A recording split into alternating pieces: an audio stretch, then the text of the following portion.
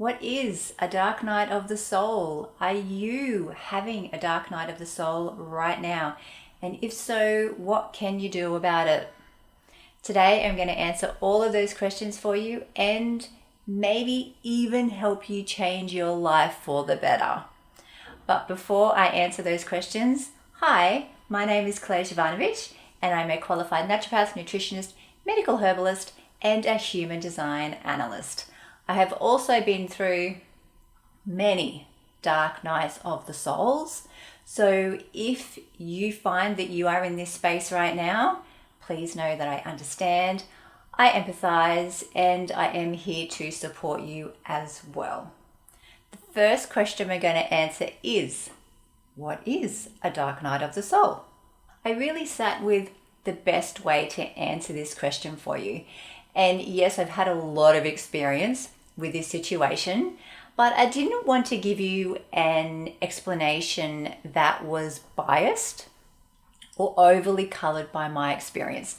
So what I've done is I've tuned in to my higher self and my spirit guides and used my claircognizance to channel a message for you that kind of takes out my bias about what a dark night of the soul is. And I'm going to share the message that came through me with you now. I'm going to read it to you so that I give it to you verbatim. Okay, so here we go. Almost every human endures a dark night of the soul. You all have ups and downs. It's a normal part of the earthly experience. But most of you view the down times as bad. This is not correct. Going through highs is just as normal as stumbling through lows. There is no need to judge either, as both contribute to your evolution. Without the down times, most humans do not have the fuel to dive down into the shadow parts of you that need attention.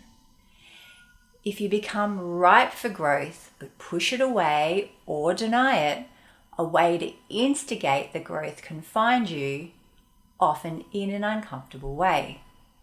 Enter a dark night of the soul, and sometimes depression or anxiety.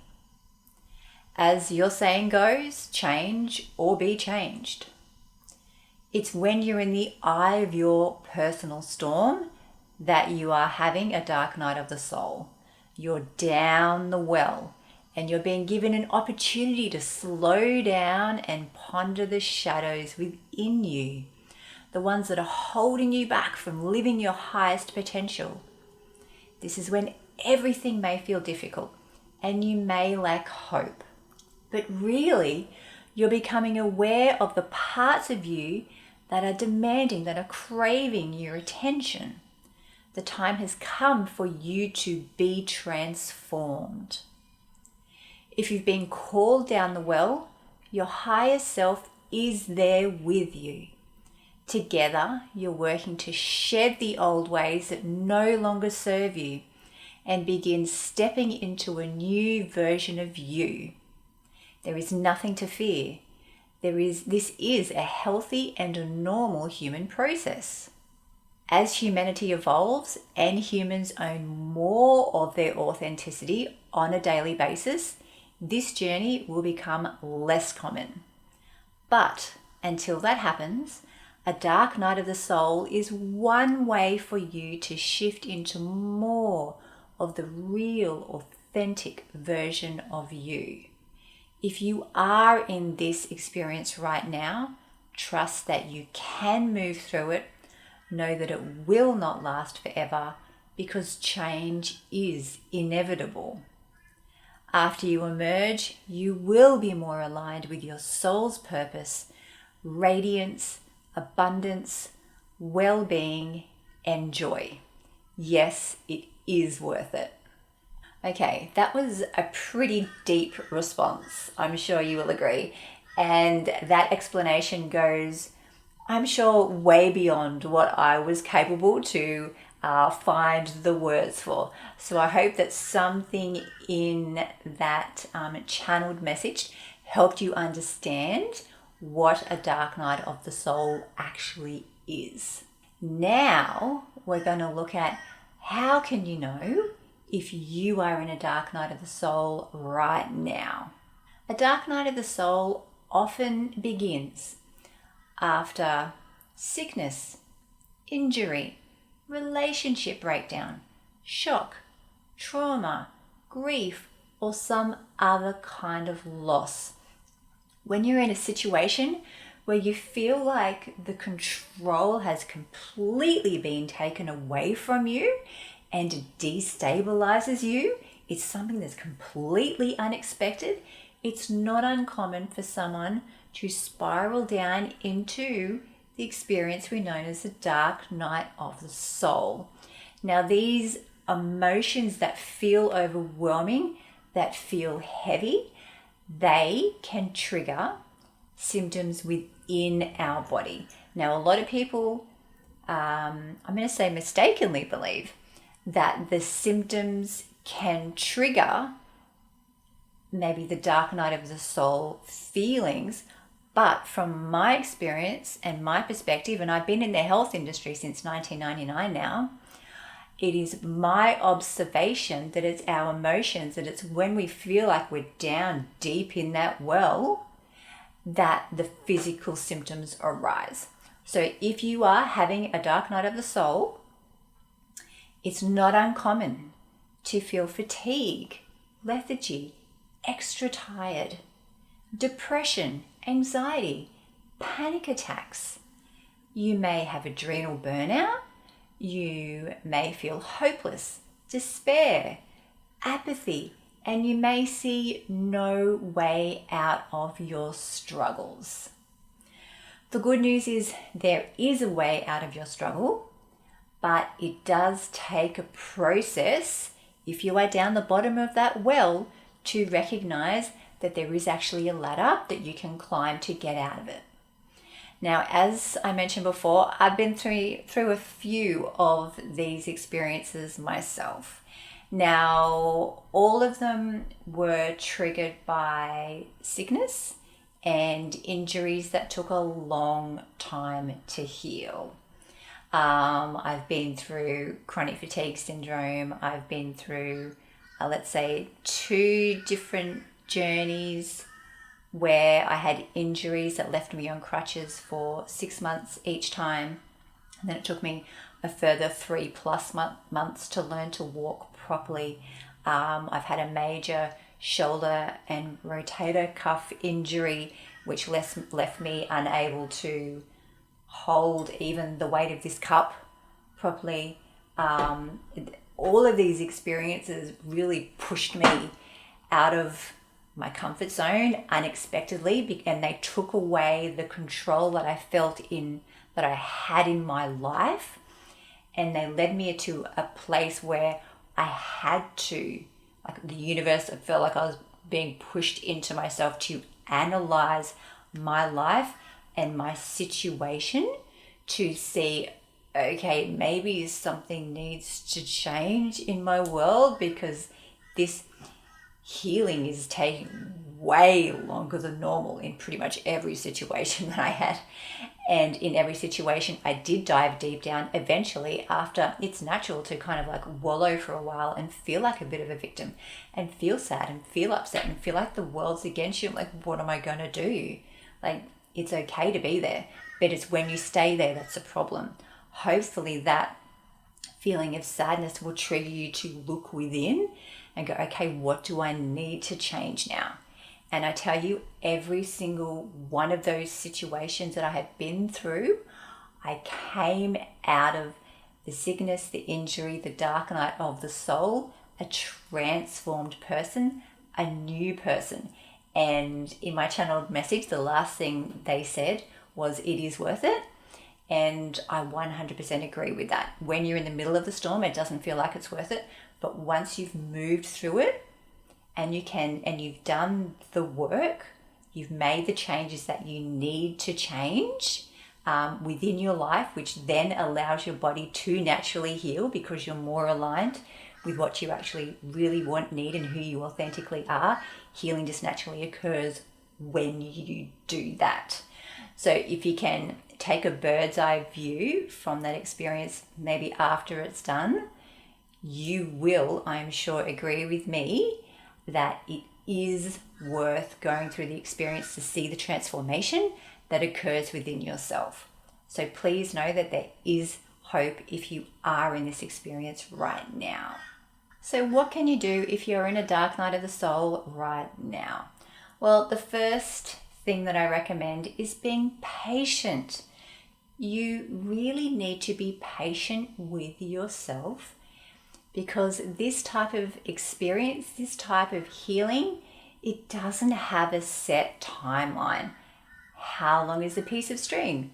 That is the question that kind of relates to someone being in a dark night of the soul. I'm not saying that it is endless and it will last forever. No, not at all.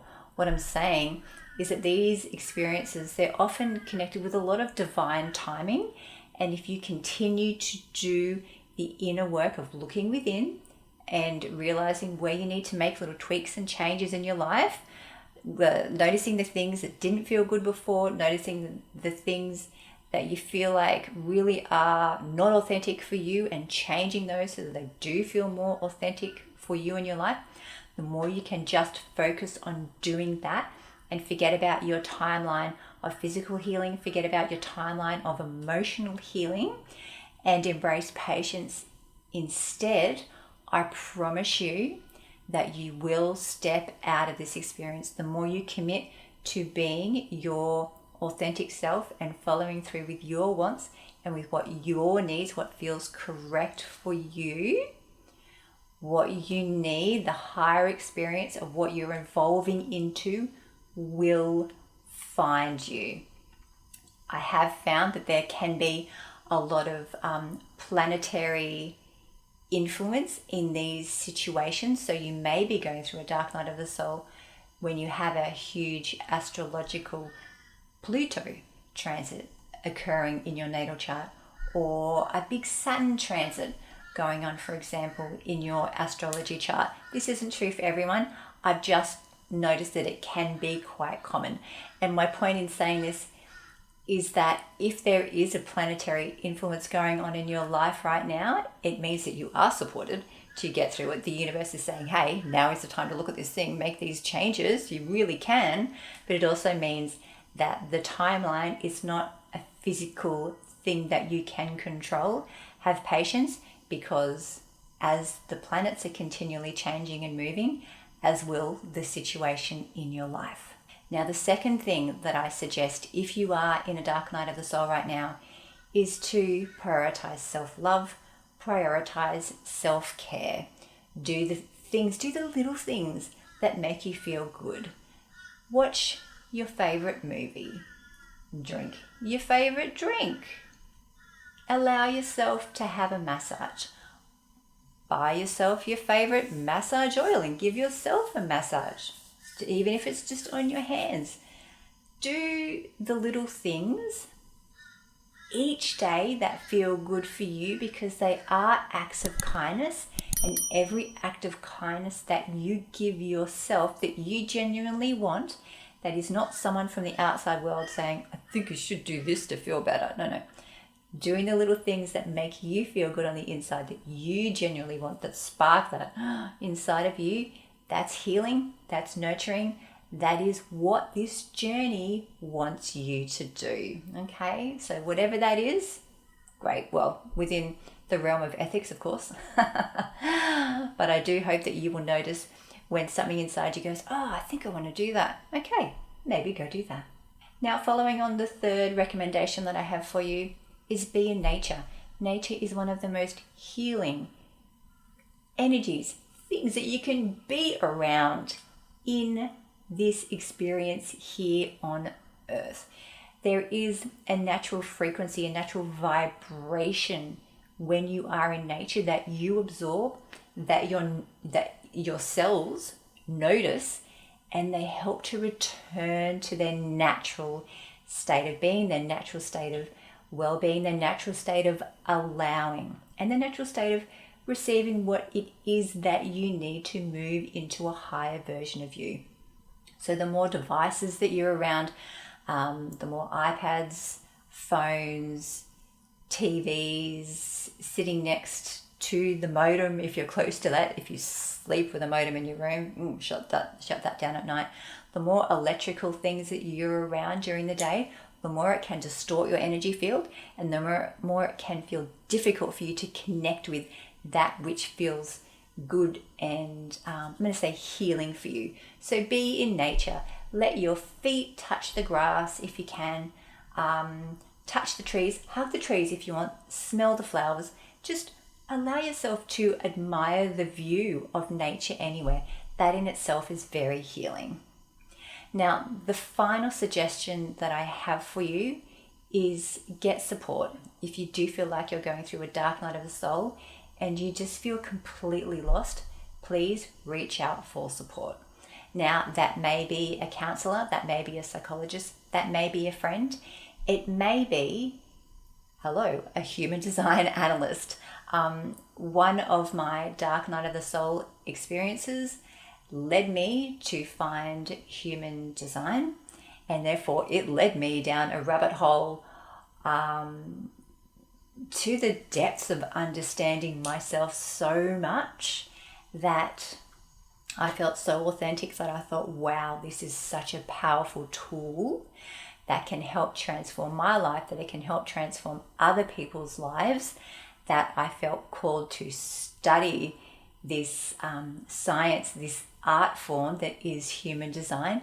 And now I use my human design in combination with my naturopathy. Often I use the human design more because I have discovered that it's the energetics of who you are. It's the emotions of who you are. It's being the authentic you that is what allows you to activate your healing physically, mentally, emotionally in every single situation. So don't be shy if you feel like you need help to talk to someone, or if you feel like you need help in understanding who you are. That is why there are healers, there are many therapists out there who can support you. And if you feel like you are interested in getting a human design reading, that is why I'm here. That is why I'm offering my services to the world to support those who feel like they want to step into more of their authentic selves. So if that is something that interests you, the details are below, and you can book a booking. You can book a reading with me if that feels like something that is calling to you. Even if you just have a question, feel free to drop it below and I'll be very happy to help you.